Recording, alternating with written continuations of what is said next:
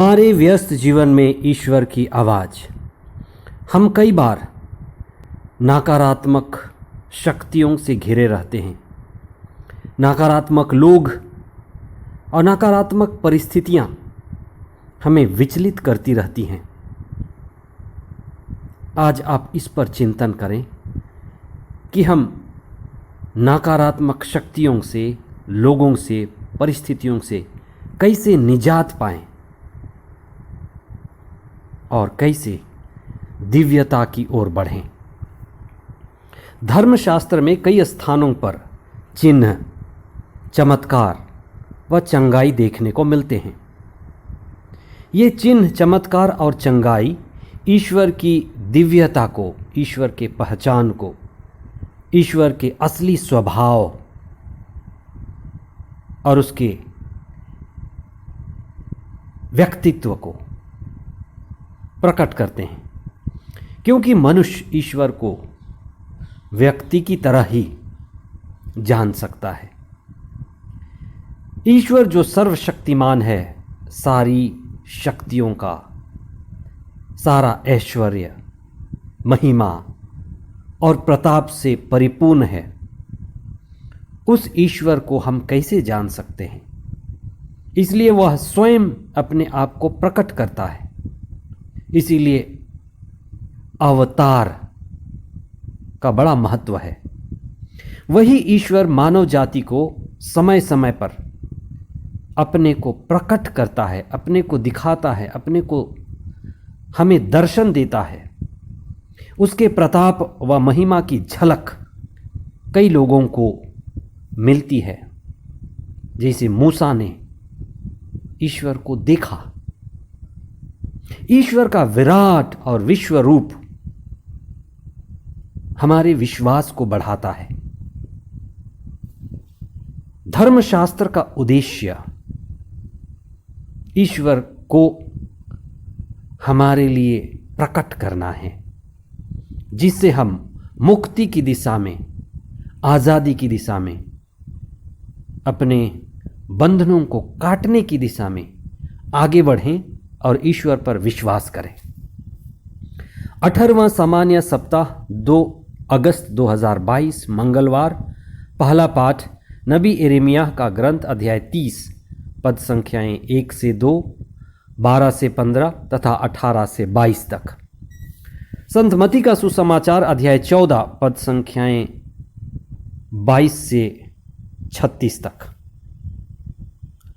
शास्त्र ही प्रकाश लाने के असली हकदार हैं, क्योंकि संतों ने, ऋषियों ने, धर्मशास्त्र लेखकों ने हमारे ज्ञान को और हमारी समझ को तथा हमारे प्रज्ञा को बढ़ाने के लिए ही धर्मशास्त्र हमें दिया है। धर्मशास्त्र में जो प्रकाशना हुई है, वह प्रकाशना पवित्र आत्मा के द्वारा हुई है। वह ईश्वर का ही हाथ है। हमें ईश्वर का दर्शन वहीं से प्राप्त होता है। इसलिए हम धर्मशास्त्रों पर विशेष श्रद्धा रखें। हम धर्मशास्त्रों को पढ़ें, उनकी वाणी सुने, मनन चिंतन करें और हमें मुक्ति का मार्ग स्पष्ट रूप से दिखाई देगा। इसलिए बात आज इसकी है कि क्या हम धर्म ग्रंथ को पढ़ते हैं? क्या धर्म ग्रंथ से प्रेम है? क्या धर्म ग्रंथ में छिपे रहस्य को जानने का प्रयत्न करते हैं?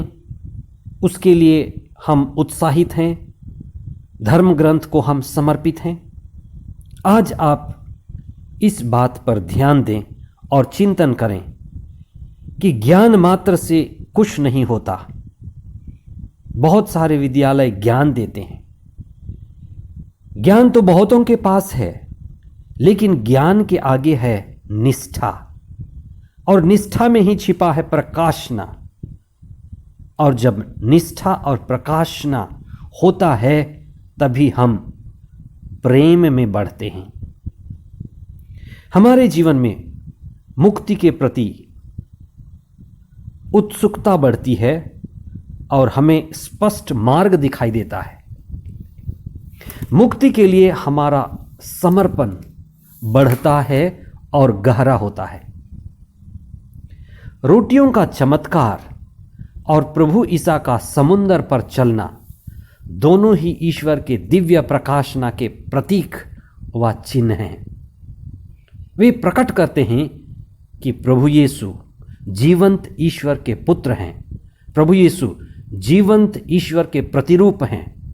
प्रभु यीशु जो पुनर्जीवित होंगे और सदा सदा राज्य करेंगे, उनकी झलक रोटी खिलाते समय, समुंदर पर चलते समय और रूपांतरण के समय प्रकट हुए हैं। हम कितने ही तरह के नकारात्मक लोगों, नकारात्मक शक्तियों और व्यक्तियों के बीच रहते हैं। आप इस पर ध्यान दें। हमारे चारों ओर नकारात्मक शक्तियां सिर उठाती रहती हैं। इसी नकारात्मक शक्ति और ताकत के प्रतीक हैं अपदूत या भूत या दुष्ट आत्माएं, जिनका शास्त्रों में अक्सर उल्लेख रहता है। ईसा कई स्थानों पर अपदूतों को डांटते हैं, अपदूतों को लोगों से निकालते हैं और लोगों को नकारात्मक शक्तियों, इन अपदूतों के कार्यों से और उनके बंधन से और उनकी विनाशकारी शक्तियों से बचाते हैं। तो यह एक प्रतीक है कि प्रभु यीशु आए कि लोगों को मुक्ति मिले और विशेष करके कई तरह की नकारात्मक शक्तियों से, अपदूतों की शक्तियों से विशेष आज़ादी मिले।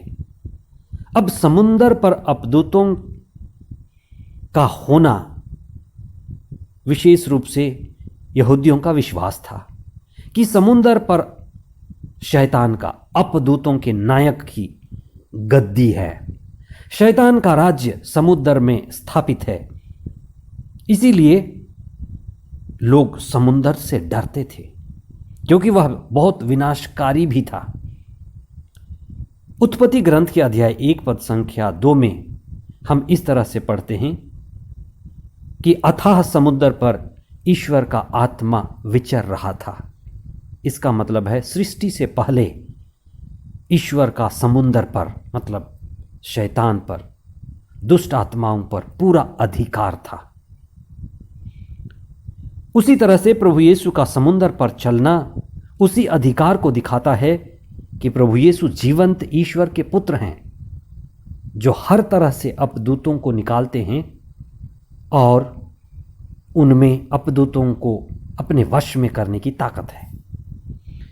प्रकाशना ग्रंथ, बाइबल की आखिरी किताब, अध्याय 21 पद संख्या 1 कहता है कि नए यरूशलेम में समुंदर नहीं रहेगा, समुंदर समाप्त हो जाएगा। इसका अर्थ है, इसका प्रतीक है कि शैतान की सारी शक्तियां खत्म हो जाएंगी। मार्कुस के सुसमाचार अध्याय 5 में अपदूतों का ईसा से वार्तालाप होता है। अपदूत दंडवत कर ईसा से अनुनय विनय करते हैं कि वे उन्हें न सताएं और वे पास में रह रहे सुअरों में भेज दें। और ईसा ने वैसे ही किया, उन्हें सुअरों में भेज दिया। सुसमाचार कहता है कि लगभग 2000 सुअर समुंदर में कूद कर मर गए। यह भी एक प्रतीक है कि अपदूतों का स्थान समुंदर में है। इसीलिए ईसा समुंदर पर चलते हैं और उनका चलना इस बात को दिखाता है कि ईश्वर सर्वशक्तिमान है और प्रभु यीशु उसी सर्वशक्तिमान के सर्वशक्तिमान पुत्र हैं, जिनका सभी दुष्ट आत्माओं पर, बीमारियों पर, नकारात्मक ताकतों पर अधिकार है। इसलिए हम विश्वास के साथ प्रार्थना करें। आप जिस भी हालत में हैं, ईसा पर विश्वास करें। उनके पास अनंत अथाह ईश्वरीय ताकत है। इसीलिए वो इस दुनिया में आए कि हमें भी शक्तिशाली बनाएं, मजबूत बनाएं, हमारे विश्वास को ऊंचा करें।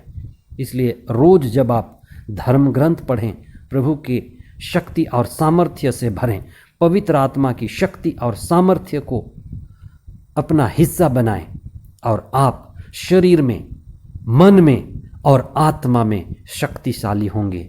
आइए हम प्रार्थना करें।